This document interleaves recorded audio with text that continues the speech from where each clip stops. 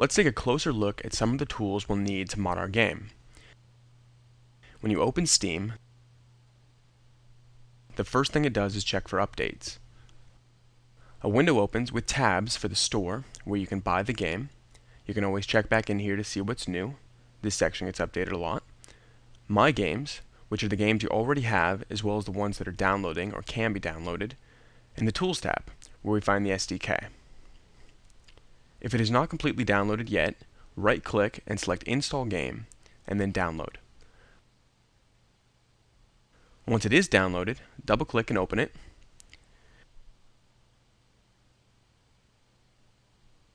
When opening it for the first time, take note of the current game we have selected. In this case, we're going to be working with Half-Life 2 Deathmatch. It may take a while to get everything set up and copied over to the right folders. The next time you launch it, it should load much faster.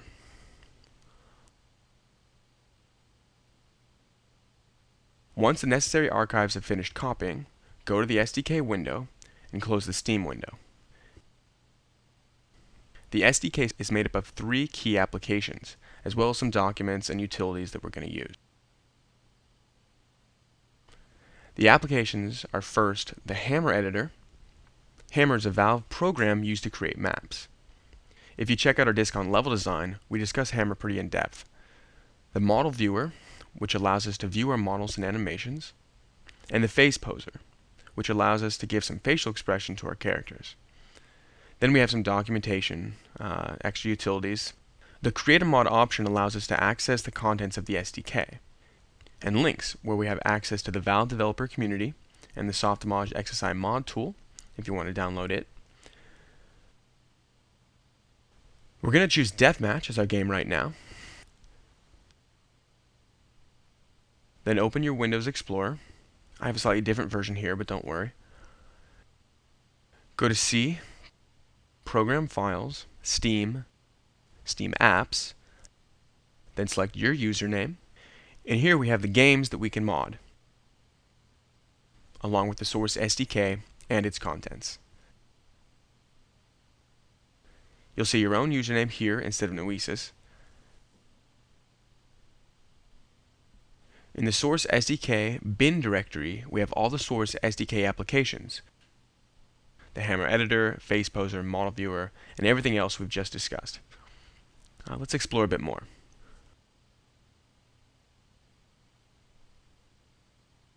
Within XSI, we have the Valve Source plugin to import and export models.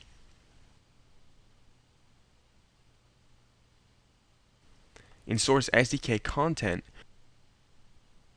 we have utilities for Counter-Strike, its specific maps, materials, models.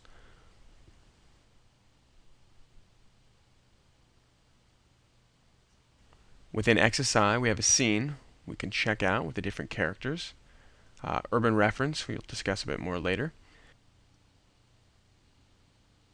And then other folders for specific games, like Day of Defeat, etc., as well as a generic folder for shared files. In the Half-Life 2 folder, or HL2, you'll find animations, maps, materials, and models from Half-Life 2. You'll probably recognize them from the game. The airboat, the buggy. Inside Humans SDK, we have the animations for humans. Some more human models in different Half-Life 2 scenes.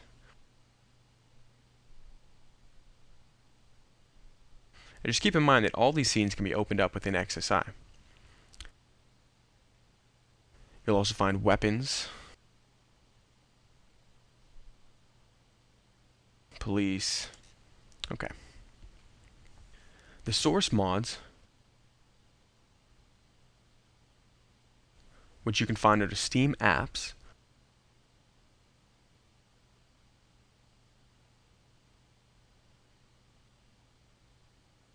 are created depending on whether we're using an existing mod or if we're going to create one on our own. It will show up in this folder. Since we'll be modifying a mod, specifically in our case Half-Life 2 Deathmatch, we need to first make a few preparations. In the Deathmatch HL2 MP, or multiplayer folder, we need to create some new folders where we're going to be storing files. Create 3 new folders and name them model src, as in source,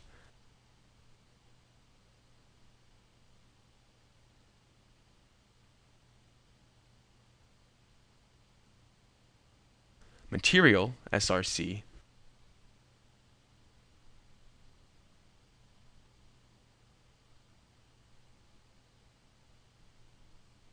and map src. These are the folders where we will save assets we export from XSI and create models that can be initialized into the game.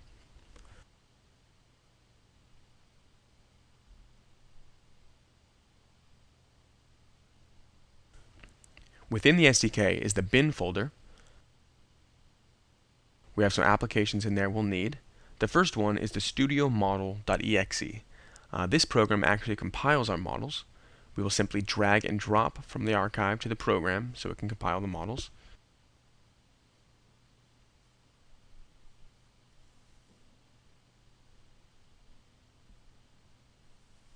We also have the vtex.exe. This will convert our archives to the type of textures that will run within the engine. So keeping those in mind, let's talk about the types of archives that we'll find or create with the SDK. The first one is the .vmf. VMF files can be generated by exporting a map from XSI or directly from Hammer. These will be saved and found in the source SDK content under the name of the game in the map source folder. Next, we have .tga files. These are different textures that we can apply. These will be saved within the source SDK content, name of the game, and materials source folder. The next files are the .scn, .smd, and .qc files. .scn is the scene that we will save from XSI. If we are using the XSI mod tool, we will save it as a .exp. .smd is the model file that we export from XSI using the Valve plugin, what we'll focus on a lot. And the .qc is a text file that we're also going to create, which contains some instructions the SDK needs to compile our models. We'll save these files under the source SDK content, game, and model source folder. .bsp files are fully compiled game maps. These are saved under the game maps. .vmt and .vtf files are compiled game textures. A .vmt is a text file that we're going to create, which is basically some more instructions on how we want our textures applied to the material. .vtfs are created by compiling our TGA files. These are saved in the game materials folder. .mdl and .vtx are compiled game models. They can be either characters or props, and are created by compiling the .smd and the .qc files. Compiled models should be saved within the game models folder. You may need to run through some of these key file locations again later, since I know it can be a lot to take in all at once. We'll start off by looking at how we create a basic QC file, the instruction outline we'll use to compile our model. First, in the model source folder, right-click and select a new text file, and we're going to name it bot.qc. Then we'll copy in our sample QC file, which you can find in the extras folder of your 201 database.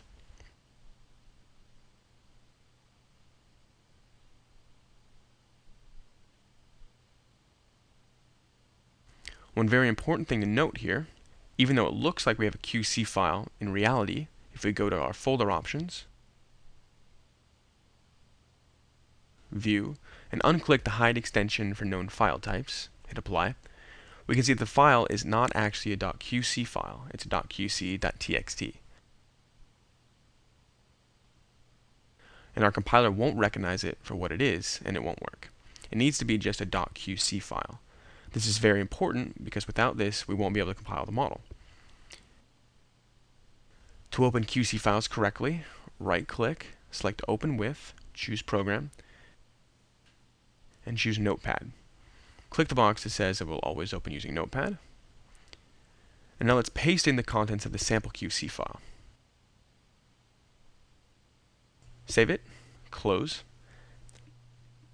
It might tell you that there isn't a TXT extension, but just save it, and we can double click to open it up, and you can see that the QC information is in there. Good. Now let's take a look at some of the specific areas within the QC file. The first part is the comment section.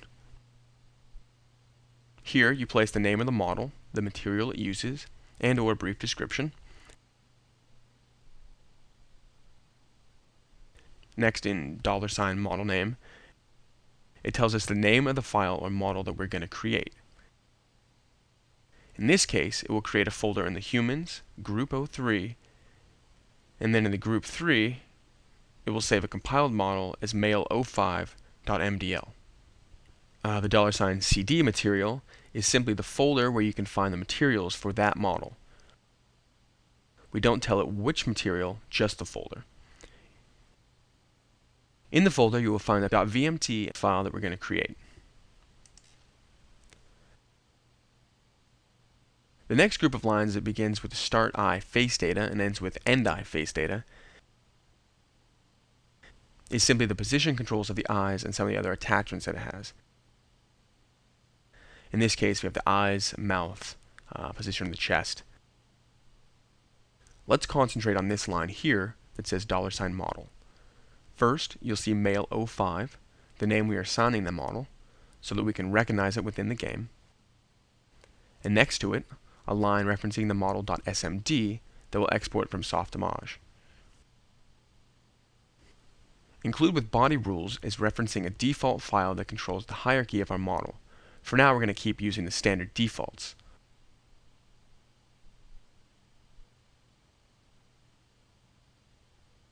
Surface prop applies a surface property to the entire model. It affects the physical parameters, like what noise it makes when it crashes, what kind of particles it emits when you shoot it. Here's a list of examples of the types of properties you can apply. You'll see that we have plenty of different options to choose from. Types of rocks, liquids, metals, glass, paper, plastic, types of skin, snow, terrain, and wood. Within the SDK, you'll find a complete listing of the different materials available for you to apply. The B box is a box that surrounds the character and detects collisions. These lines reference how the hierarchy of the model will act. Since we are first going to be simply replacing standard models from Half-Life, we'll leave these parameters as the defaults. And since we're going to be using the default Half-Life rig, we'll leave these commands as they are as well.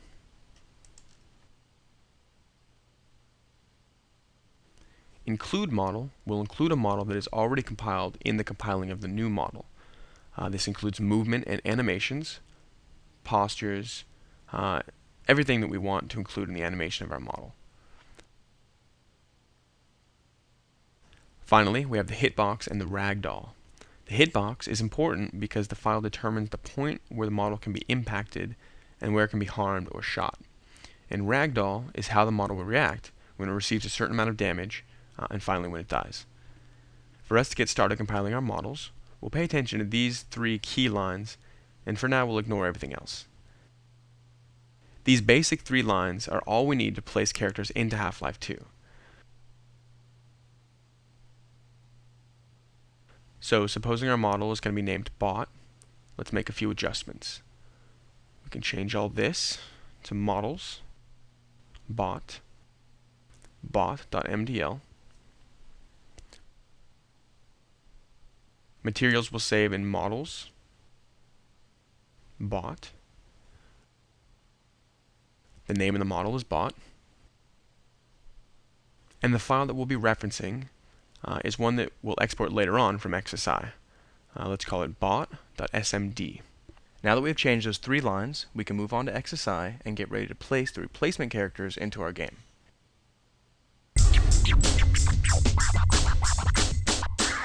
Let's quickly go over how to install the Valve plugin in XSI.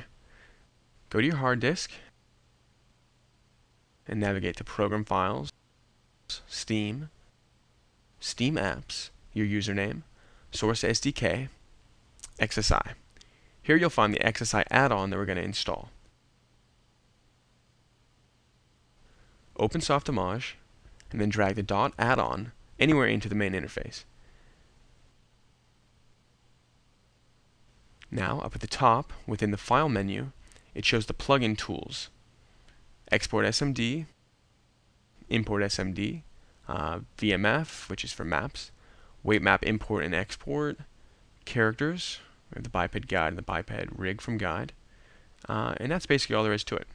We'll talk about how to use those in a little bit.